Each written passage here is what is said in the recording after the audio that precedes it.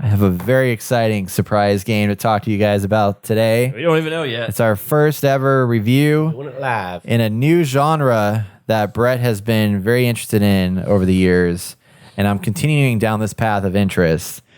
Do y'all remember Power Wash Simulator? Yeah. Yeah. All right. Well, you know how much I love that game, right? Yeah. Well, now I've found myself in a new game called, let me make sure I get it right because the name's a bitch, TCG Card Shop Simulator, everybody. Oh, that fucking game. Damn it. It's the. Have you seen it? Oh, my shit. God. Yeah. Where he owns like a card shop, and you're like fucking putting cards up on the shelf, adding prices, and then you can open up the cards. Basically, steal. Wait, let's do the review here, bro. This ain't no TikTok, all right? This is a long. This game. I've seen so many people play it. I don't get it. Okay. Go ahead. So yeah, I didn't get it either. All right. I first saw Now this. you get it. So I first TCG Card Shop Simulator. I first saw this game. Donkey dropped a video about it, and it was like 8 minutes long, and it was the funniest shit I've ever seen in my life. I'm like, what the hell is this game? So I look it up, and on Steam, it is 10 out of 10, 16,000 reviews. It is $24.99, overwhelmingly positive. Really enjoyed this game. Can't wait to see future updates. As a neckbeard, this game lets me live out my fantasy of owning my local game store. This game is great if you ever have a card game addiction before. This game is amazing fun. I mean, like, the reviews are like through the roof, all right? What are they? What are they? So what is this game? I just read some of them. Oh, but like, what's the actual rating? Oh, 10 out of 10. Oh, 10. Yeah. 10 reviews down to. No, 16,000 reviews, 10 out of 10. Okay. So this game is where you open up your own card shop store. My card shop is appropriately titled The Inner Gamer. I open up my card shop. You walk into your card shop. First thing you got to do is you got to get some shelves and you got to buy some inventory. You got to start selling shit, right? Okay, yeah. So I go on my little app and I look in the shop and I buy a couple boxes of Tetramon cards. They have a virtual or fake card game in here called Tetramon. And Tetramon is a card game kind of like Pokemon, but not, can't get copyright struck here, right? Can't be like Pal World, of course. That's right. So you got these cards that you buy some shelving, you stick it in there, you literally open up the box, you load up the cards on the shelf, and then you flip your sign open, and then people start coming in, and you got to sell them some stuff. So they're looking around, they're browsing, they're like, oh, there's a card pack, so I'm going to buy some card packs. And they come up to register, you scan all their stuff in, you figure out the amount, you either give them change, if they give you cash, or if they give you a credit card, you put it in the credit card system, and you check them out. And then you come and do it again. And you just keep going. Let this flow. And they come in, they buy stuff. There's stinky people on the street. Oh, yeah. So there's stinky people. Yeah. We'll get to that later. So you start buying these cards, fill up your inventory, you set prices. So there's market prices that tell you, here's how much this item's selling for on the market. So you load up the prices in there, and then you have to make a profit. If you sell it at market price, you're going to fuck yourself over because, you got to make some money here, right? So you got to figure out what's the right price point to keep people from being pissed off that your shop's too expensive. How do you find that out? Well, you have a review site, your little Yelp inside your game, that'll tell you how people feel about your prices. So I've got a piece of paper next to me that I've been writing down all my price increases, 20%, 30%, whatever, writing all that down, figuring out my price point that makes people happy. I got 5-star reviews right now. You eventually can hire people to help work your register, restock shelves, grow your business. Like, you get more and more stuff in there. You can start tournaments, so you can set up playing card tables. People come in and pay $7 an hour to play Pokemon tournaments, probably Warhammer or some shit eventually. Pokemon tournament. Tetramon. And you just keep stocking stuff up. And then some people are like, oh man, I really wish they had some D20 die in here. So I'm like, I got you, bro. Order some D20 die, stock on the shelf, put a price to it. Bam, start making some more money. Start profiting more. It's a magical loop. Next thing you know, somebody walks in, they got a bunch of green stuff around their body. That's some body odor. You don't want smelly people in your store. So I get some body deodorant spray. I go spray them down, and I put that shit back on the shelf, and somebody buys it, and I sell it to them for $15. Hell yeah. Already used spray. Already Hey, look, used it spray, works. man. Yeah. This one works. That's what I call capitalism. Am I right? So then eventually, as you do more and more card sales and you start making more money, you can expand your shop and make it bigger. You can add new rooms, you can add new spaces, expand it out. Like I said, hire employees, restock them shelves, and just keep that loop going. You know what I mean? And I'm at, this guy is like really far into it. The guy you're watching, he's day 43. I'm only like day 20, level 10-ish, whatever. But man, this game's good. Look at that money. They just making that money. Oh man, card reader. Would you believe I've spent 7 hours playing this game already? I believe it. Not gonna lie, I fucking 100% believe it. As soon as I saw this game on fucking TikTok, I was like, Brett's gonna get this game. I'm not gonna tell him about it. He's gonna get this fucking game. I got it, man. You told him about this? No, you didn't I tell wasn't me. going to. Oh, Donkey told me about it. God. So Donkey. what's the purpose of like? Because I see a lot of people just opening up their inventory, like their cards and stuff. Is that just like you can find rare cards to sell at a higher price? I'm assuming. Correct. Yeah. So you can, when you collect your inventory, you can open up your card packs themselves. You put them in your own card book, and you start collecting individual solo cards. Tells you what the value is, and you can also set up a single card table where you can sell the individualized cards at a rate. So, for example, one of my cards I opened up was a $95 card. So I jacked that price up 30%, threw that thing on the counter, sold that thing in a heartbeat, and people were like, fuck yeah, I want this. It's like, cool, give me your $100. You know, there was a point in time where Brett was like, "Don't make any more video games, you idiots! Like, it's just gonna be so bad." And someone made this shitty video game, and Brett's eating it up. Correction, it's not shitty. It's not 10 out of shitty. 10, Yeah. 16,000 10 out of reviews. 10. Not Did you gonna see lie. that video about Call of Duty and how you just like doesn't even open? I This kind of game want to play opens this and it just works. because how fascinating I am with just this crazy concept of a video game. Yeah. What the heck? How much is it? $24.99. And it's in early access right now. So there's more shit coming to it that will make it even better and Why did better. they make this an Unreal? There's also over 2,000 cards available to collect in this game.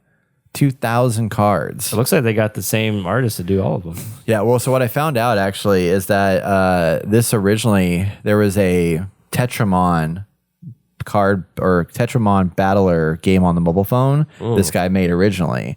So he's been using the Tetramon concept for a while.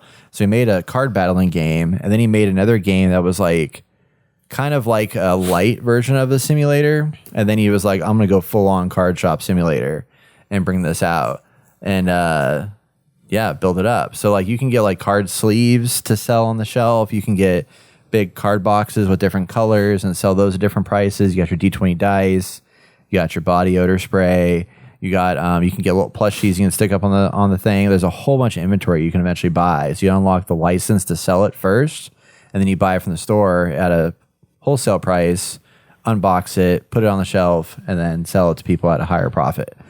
So And, how run do you that level loop. up? Like, how do you go? Like, what's like, Every sale you level- make gives you experience. okay? So then, what's like the next? Okay, you start off in a little store, Yeah.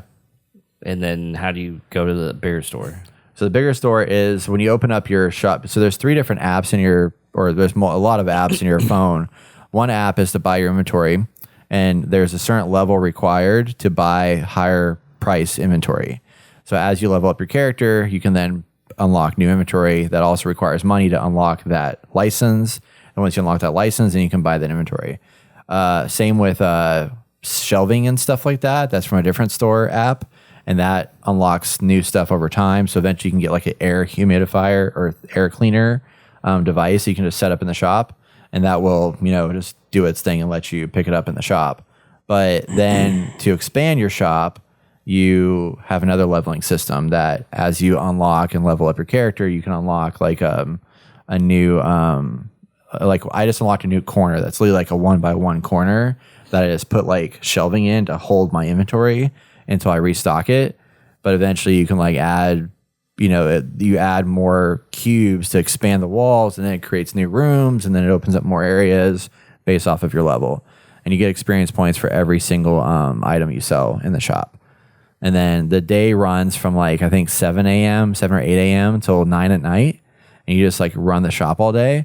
And then when you're done with the day, you say done. And then it calculates up all your earnings and losses and profits and shit like that. Tells you how many dissatisfied customers you had, how many happy customers. how much inventory you spent, all that stuff, and then you figure out how to do better next time and make more money. And you're loving it. It's great. It's so much fun. It's such a nice, like, just like turn your mind off a little bit and just like run the loop and, play this fun little game where you get to run a little card shop. Do you come home after a long day, crack open a beer, and sit down to your more work. store? Yeah. That is the funny part. It's like we're making games about people that do that. This is a job. This is a legit job that somebody does that probably doesn't have a good time with it, I would imagine. But here we are doing it. Yeah. And then they come home and play this. They go to the regular job. I hate my fucking job. And then they come home and play this game, which is their job. This is the job I want to do. Yeah, I want to know how many people, I'll never know, but I wonder how many people will open up an actual shop because of this game and then realize, fuck, this thing sucks. It's a great question, actually. Yeah.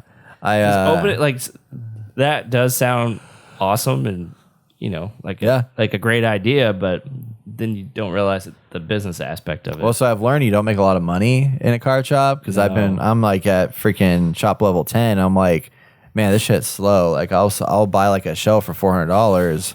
I'll make $800 that day. That's $300 profit. That's not a lot of money. And then I got to buy more stuff to stock that inventory. Sounds I'm like, you're not shit. playing it right. Well, so I am like, there's some stuff that I'm learning that I need to do a better job of. Like, for example, the play card tables apparently actually hinder your profit rate, like increases.